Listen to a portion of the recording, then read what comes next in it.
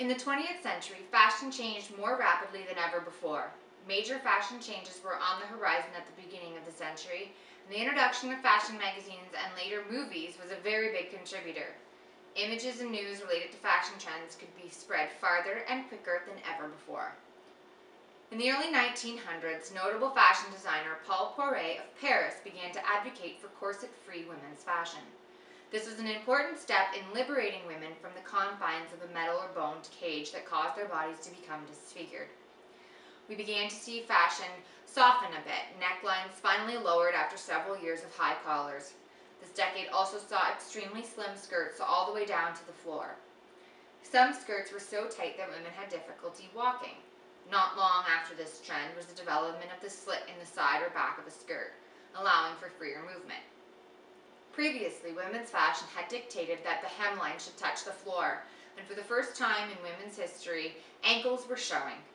With their feet exposed, women's shoes fashion began to evolve from a utilitarian boot that no one saw under layers of a skirt to a fashion statement all of its own. By the 1920s, fashion was in a revolutionary state. Although the slit skirt and short hemlines were considered to be a bit risky, it was nothing short of scandalous when the flapper of the roaring 20s began wearing skirts that exposed her knees. The ideal figure was no longer the graceful hourglass shape. Women began to tape their breasts down to create a flat-chested look. Flappers wanted to minimize their hips and favored styles that emphasized a boyish look. A dropped waistline helped to achieve this look. The sleeveless dress was also introduced in the 1920s and was equally as scandalous. Another notable change in the fashion of the 20s was the renowned fashion designer Coco Chanel's introduction of the handkerchief hemline. During the bleak days of the Great Depression, a more serious feminine style eclipsed the boyish flapper look as the young women of the 20s matured and faced the hardships of the 1930s. The waistline returned to normal, and by the end of the 1930s, the hourglass figure returned. Waists were nipped with elastic and foundation garments reminiscent of the corset. The hemline dropped back down. With less money to keep up with fashion, many home dressmakers added fabric or fur to their 1920s skirts to make them longer. They would also trim the cuffs and collars to create a more put-together appearance. They used patterns from Vogue and McCall's to make their own dresses. During World War II, fabrics were rationed, just like food and gasoline. So keeping up with fashion during wartime was not easy. Clothes became much plainer and took on a boxy look with large padded shoulders and shorter skirts, but still below the knee. Many women found themselves thrust into the workplace, where they were performing industrial jobs previously held by men. Practical clothing suitable for the workplace became a necessity for women of the 40s. After the end of World War II, Christian Dior electrified the fashion world with his new look, introduced in 1947.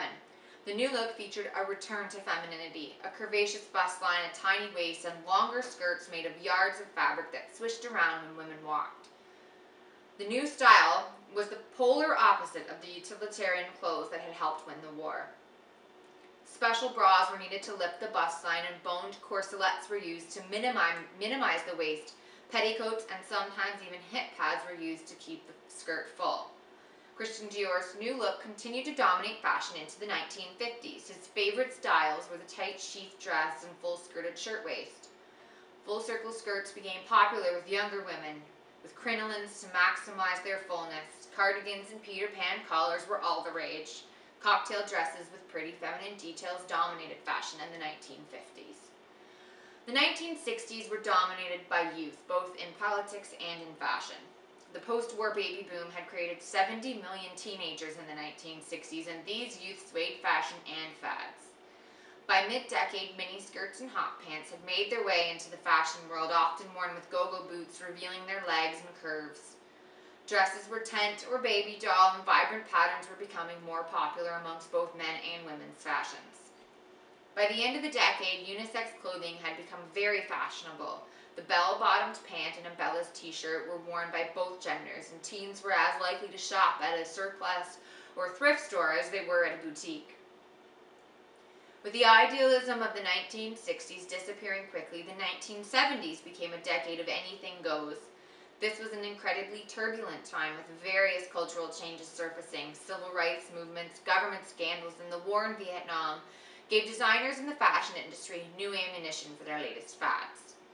Movies and television had a profound impact on the fashion of the 1970s, and it was now easily accessible and viewed across the world. Shows such as Charlie's Angels influenced fashion trends greatly.